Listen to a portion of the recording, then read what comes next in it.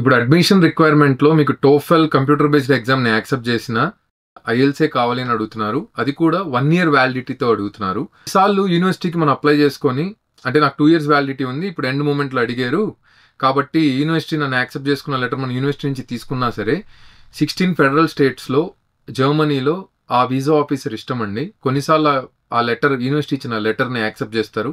కొంతమంది ఏమని రిప్లై ఇస్తారు అని అంటే, అడ్మిషన్కి వీసాకి సంబంధం లేదు, మా రిక్వైర్మెంట్ ప్రకారం మీరు latest 1 year English proficiency test, అది ఐఎల్స్ మీరు ఖచ్చితంగా సబ్మిట్ చేయాలని అని రిప్లై వస్తే మాత్రం మీరు ఖచ్చితంగా కొత్తది సబ్మిట్ చేయాలి.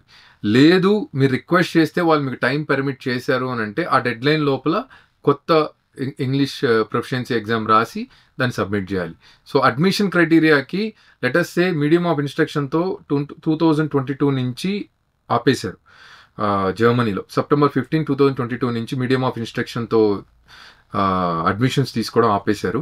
ఇప్పుడు టోఫెల్ హోమ్ బేస్డ్ది కూడా ఆపేశారు. ఇప్పుడు టోఫెల్ ఐబీటీ కూడా అడ్మిషన్ కన్సిడర్ చేసినా వీసాకి కన్సిడర్ చేయడం క్వశ్చన్ మార్క్గానే ఉంది. బెటర్ ఎవరైనా సరే వెళ్ళాలి అని అనుకుంటే ఐఎల్స్ రాయడమే సేఫర్ ఆప్షన్.